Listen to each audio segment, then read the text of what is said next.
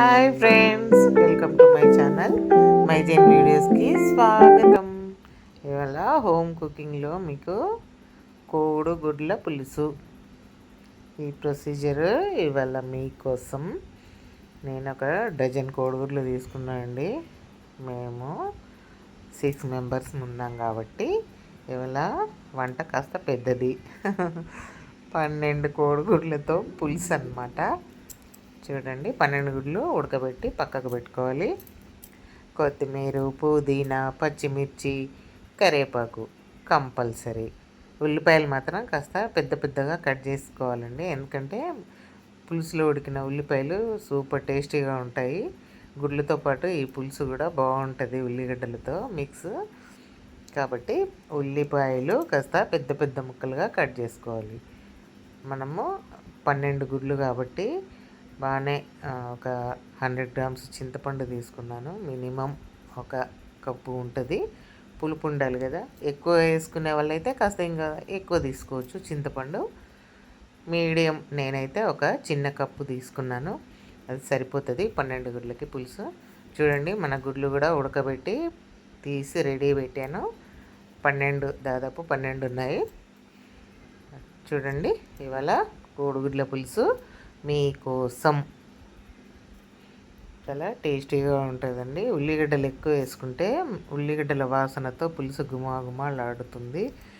మనం పులుసు పెడుతూ ఉంటే పక్కింటికి కూడా, పక్కింట్లు వాయిళ్ళు వీళ్ళు అందరి ఇళ్ళల్లోకి వాసన వస్తూ ఉంటుంది అనమాట. పులుసు కూరలు ఏ పులుసు అయినా కూడా గుర్తుపట్టేస్తారు పక్కింటి వాళ్ళు.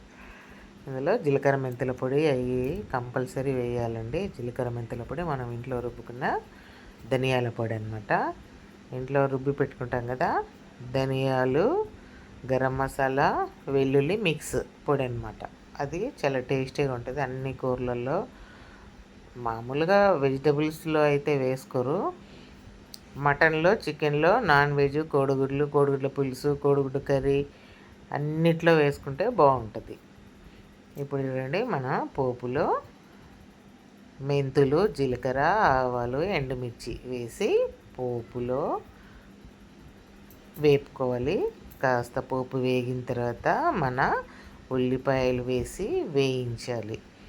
చూడండి, పెద్ద పెద్దగా ఉంటే ముక్కలు చాలా బాగుంటాయి ఉల్లిపాయ ముక్కలు వేసి తర్వాత పచ్చిమిర్చీలు, కొత్తిమీర, కరివేపాకు, పుదీనా ఇవన్నీ రొటీను అవన్నీ వేసి పోపులో వేసి వేయించుకోవాలి. కొత్తిమీర కూడా అన్నీ ఒక్కొక్క కట్ట తీసుకున్నాను అనమాట. ఉంటే మెంతికూర కూడా వేసుకోవచ్చు. చూడండి, అన్నీ వేసి కాస్త ఆయిల్లో వేపుకోవాలి. అవి వేగుతూ ఉంటాయి లైట్ సిమ్ మీద అన్నమాట.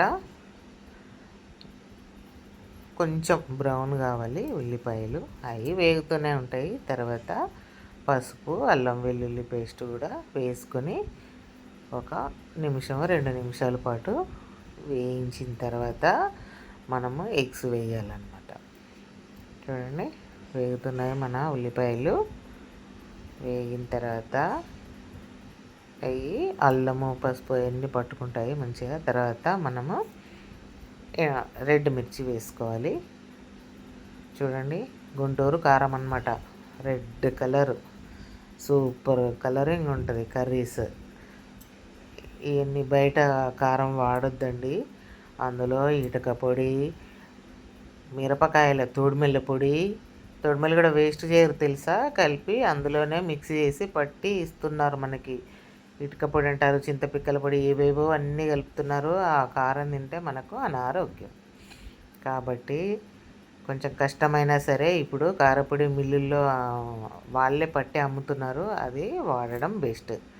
మేమైతే అట్లాగే తెచ్చుకుంటాము. మిల్లు మన ముందరే పట్టిస్తారు వాళ్ళు కూడా పట్టి ఉంచుతారనమాట. అలాంటి కారపొడి వాడుకోండి. కారము, పసుపు 2 అన్నీ మిక్స్ చేయండి.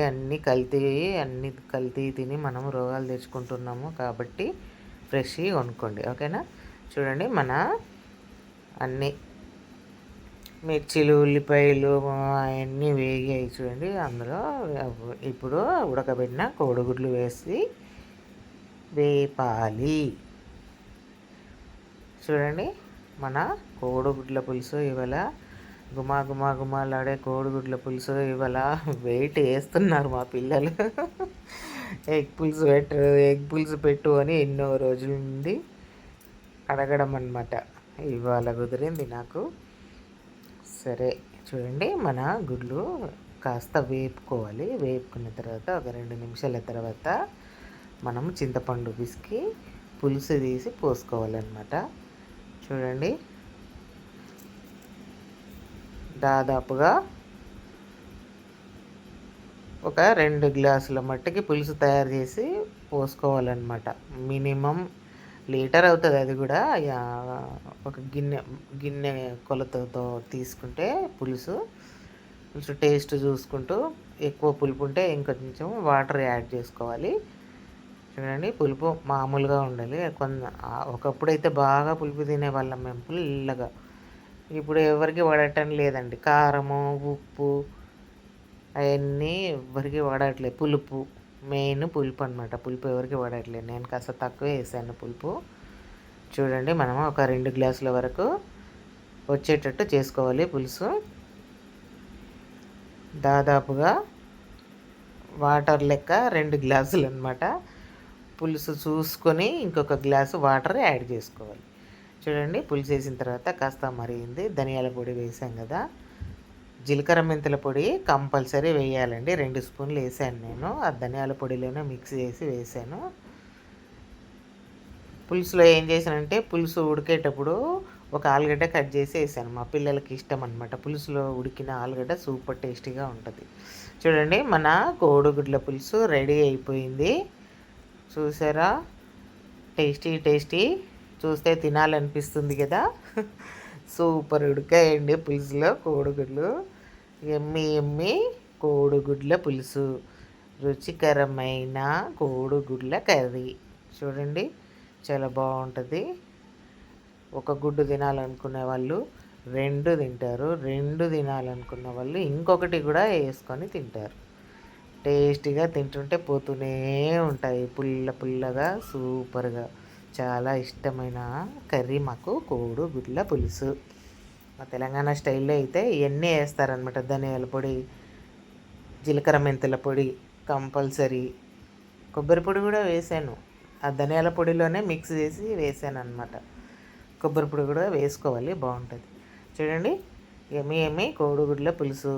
మీరు కూడా ఒకసారి కోడిగుడ్ల పులుసు ఇలా ట్రై చేసేయండి. Thank you friends.